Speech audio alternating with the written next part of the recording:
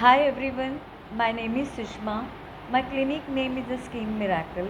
I deal with the laser treatment, advanced skin treatment and advanced hair treatment. आज का मेरा topic है hair fall. हम लोग ने देखा है कि आजकल बहुत सारे लोगों में हेयर फॉल की, हेयर लॉस की, प्री मैच्योर हेयर ग्रोइंग की प्रॉब्लम शुरू हो रही है। टीनेजर से लेके 30-40s में बहुत जल्दी ही हेयर फॉल होना शुरू हो जाता है। अब हर एक जन के हेयर फॉल के रीज़न बहुत अलग अलग होते हैं। वो रीज़न जाने बिना ही हम लोग जो टीवी में ऐड देखते हैं या तो किसी फ्रेंड ने हमको सजेस्ट किया कि ये हेयर ऑयल यूज़ कर या ये शैम्पू यूज़ कर, तो हम लोग वो सारी चीज़ें यूज़ कर लेते हैं and then again we come into the problem of the hair loss. अभी हेयर लॉस जो प्रॉब्लम है मेल एंड फीमेल में बहुत कॉमन है। पहले के ज़माने में क्या होता था कि 30s या 40s में हेयर फॉल होना या हेयर शेडिंग होना शुरू हो जाता था, लेकिन आजकल देखा गया है कि अर्ली 20s में ही हेयर फॉल होना शुरू हो जाता है। अभी हेयर्स के बहुत सारे प्रॉब्लम होते हैं, जैसे हेयर लॉस होता है, पैची बैलेडनेस होता है, प्री मैच्योर हेयर ग्रेइंग होना शुरू हो जाता है, डैंड्रफ के बहुत सारे प्रॉब्लम रहते हैं, हेयर में बहुत सारा डैंड्रफ जमा हो जाता है, तो उससे भी हेयर फॉल होता है। तो सबसे पहले हमको हेयर फॉल के रीज़न क्या है ये जान लेना बहुत ज़रूरी है। रीज़न जाने बिना अगर आप हेयर ट्रीटमेंट कर रहे हो तो वो बहुत ही it's not a good way to knowing the reason and before knowing the reason you are starting a treatment. So चलो आज हम लोग देख लेते हैं कि हेयर फॉल के रीज़न क्या क्या होते हैं। बहुत सारे जन के अलग अलग रीज़न होते हैं हेयर फॉल के, तो मैं आपको बताना चाहती हूँ। पहले हेयर के तीन जो फेसेस होते हैं। फर्स्ट फेस होता है anagen which is a growing phase. Second होता है catagen which is a resting phase, ये 3 वीक तक होता है। एंड थर्ड जो होता है telogen. Now telogen is a shedding phase which again like 3 to 6 month होता है। एवरी डे 150 या 200 हेयर गिरना या हेयर फॉल होना which is okay, is not a problem. But उससे अगर ज़्यादा आपका हेयर फॉल हो रहा है then it is a problem, then you have to consult with the doctor या you can consult with the hair specialist. अब हम लोग देखते हैं कि हेयर फॉल के मेनली रीज़न्स क्या क्या होते हैं। बहुत सारे जन के अलग अलग रीज़न होते हैं। फर्स्ट होता है कि diet plays a very crucial role when it comes to the hair. Second होता है कि पोस्ट प्रेगनेंसी के बाद में भी बहुत सारे जन का हेयर फॉल होना शुरू हो जाता है। थायराइड प्रॉब्लम होती है, पीसीओडी की प्रॉब्लम होती है, स्ट्रेस रहता है, देन किसी का हार्मोनल इम्बैलेंस होता है। तो ये सारे काफ़ी सारे रीज़न देखे गए हेयर फॉल के पीछे। तुमको अपना पर्टिकुलर रीज़न जान लेना बहुत ज़रूरी है कि हमारा हेयर फॉल किस वजह से हो रहा है। ये मेल और फीमेल दोनों के लिए ये जान लेना बहुत ही ज़रूरी है। अभी डाइट में आपको क्या क्या लेना ज़रूरी है कि जिससे आपका हेयर फॉल कम हो जाए या रुक जाए। सबसे पहले proteins which is necessary for the hair. Vitamin B7, vitamin K, A, C and E, that is very necessary for the hair growth के लिए ये सारे प्रोटीन बहुत ज़रूरी रहता है। Biotin which is play a important role in the hair growth and to strengthening of the growth. Biotin के shampoo, conditioner या बायोटिन के टैबलेट्स भी मिलती है, वो भी आप ले सकते हो। अब प्रोटीन जो रहता है that is present in a milk, yogurt, soya. और बायोटिन जो प्रेजेंट रहता है which is in a nuts and seed, जैसे वॉलनट हो गया, आलमंड्स हो गया, एवोकाडो हो गया। तो इसमें बायोटिन ज़्यादा प्रमाण में रहता है, तो वो आप डेली कंज्यूमिंग में आप ले सकते हो। देन मेनली रीज़न रहता है हेयर फॉल का कि lack of mineral, zinc, iron, omega acid. आपने क्या करना चाहिए कि स्पिनिच जो है उसमें ज़्यादा प्रमाण में जो रहता है कि विटामिन्स एंड प्रोटीन्स रहती है।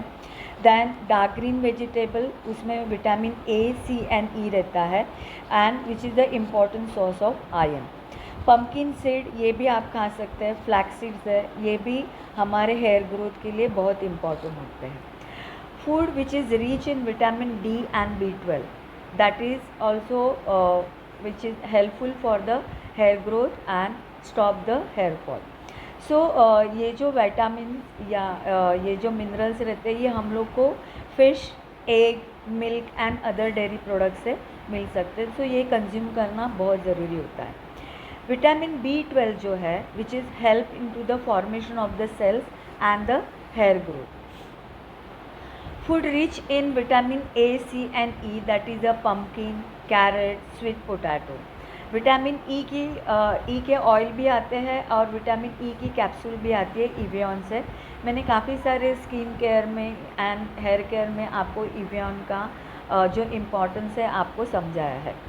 So deficiency of all this thing, vitamins, minerals, then zinc, iron, omega, deficiency of all these things which come to the hair fall, patchy baldness, baldness and shedding of the hair।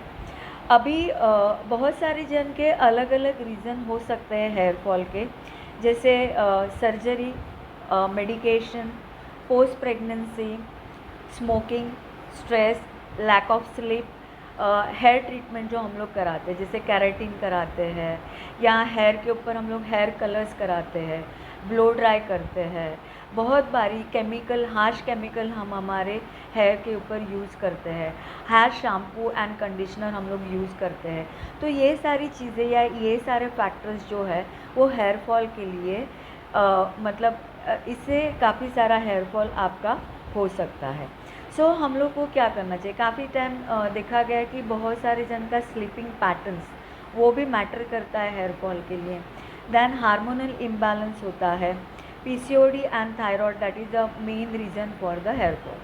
सो किसी ने भी hair treatment लेने से पहले हम हमारे reason पहले find out करना ज़रूरी है। अगर आपको ये रीज़न समझ में नहीं आते हैं so you can consult with me और you can consult to the hair specialist जो आपके रीज़न फाइंड आउट करके उसको प्रॉपरली ट्रीट कर सके। अभी हम लोग ने क्या क्या प्रिकॉशन लेना है अगर हेयर फॉल या अगर पैची बैलेंसनेस नहीं हो तो उसके लिए हमें क्या क्या प्रिकॉशन लेने हैं। सबसे पहले तो स्ट्रेस, टेंशन ये चीज़ें नहीं लेनी है, वो दूर करने के लिए हमने प्राणायाम, योगा, मेडिटेशन ये सारी चीज़ें करनी है। 6 से 7 घंटा अच्छी तरीके से नींद लेनी है। हमारे खाने में lots of protein, minerals, vitamins, zinc, omega 3 ये सारी चीज़ें हमारे खाने में आनी चाहिए। हम लोग को 2 से एवरी 2 या 3 डेज़ में हेयर वॉश करना है और हेयर वॉश आप जब भी करते हो you have to use a mild shampoo and conditioner and hair mask. Then massage regularly, like या तो आप घर पे मसाज कर सकते हो बट घर पे उतना अच्छी तरीके से मसाज नहीं होता है। So better you go to the some clinic or you go to the some parlor where you can do the massage properly. once in a week hair oil massage करना बहुत ज़रूरी है। दूसरा है कि avoid hair styling. Hair styling in the sense कि आप जो ब्लो ड्राई करते हो या तो हेयर कलर्स करते हो या तो बहुत बारी पमिंग, केराटिन ये सारी जो ट्रीटमेंट्स आप हेयर के ऊपर करते हो उससे क्या होता है कि हेयर फॉल होना शुरू हो जाता है। So better to avoid all this treatment. और अगर आप ये ट्रीटमेंट कर रहे हो तो आप प्रॉपरली प्रिकॉशन ले लेना। प्रिकॉशन इन द सेंस मैं ये बताना चाहती हूँ कि अगर आप केराटिन ट्रीटमेंट कर रहे हो या तो आप ब्लो ड्राई कर रहे हो तो उसके बाद में जो भी shampoo, conditioner, massage, hair mask, spa ये सारी ट्रीटमेंट लेना बहुत ज़रूरी है कि हम लोग हमारे हेयर पे बहुत सारे केमिकल्स यूज़ कर रहे हैं तो उसकी वजह से हमारे जो हेयर जो है थिनिंग के प्रॉब्लम शुरू हो जाते हैं। So better we have to take a precaution and जब भी आप ये ट्रीटमेंट करते हो तो उस टाइप के शैम्पू, हेयर अगर आप हेयर कलर कर रहे हो तो हेयर कलर्स के जो शैम्पू एंड कंडीशनर आते हैं वो आपने लेना चाहिए और वही चीज़ें आपने यूज़ करनी चाहिए।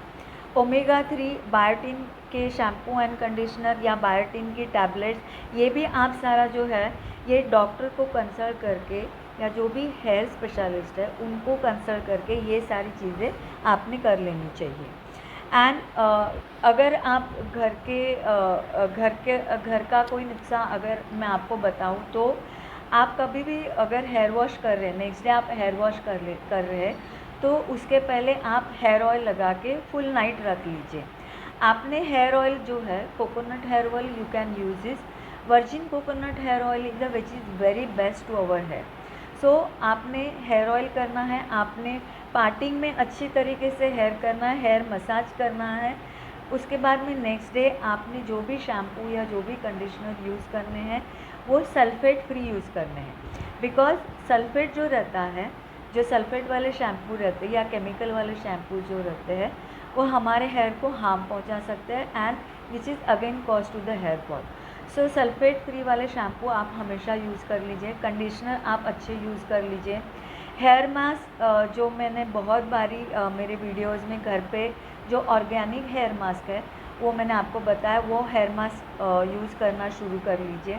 तो ये सारी चीज़ें अगर आप कर लोगे तो आप मतलब अर्ली जो हेयर फॉल होता है उससे आप बच पाओगे और हेयर लॉस आपका कम होगा।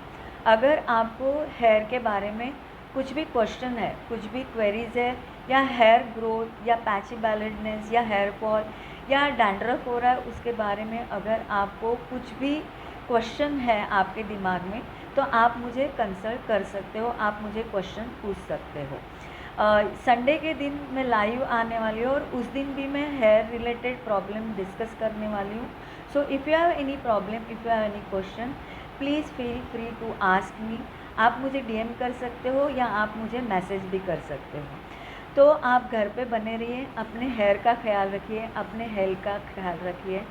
Stay fit, stay healthy and B beautiful.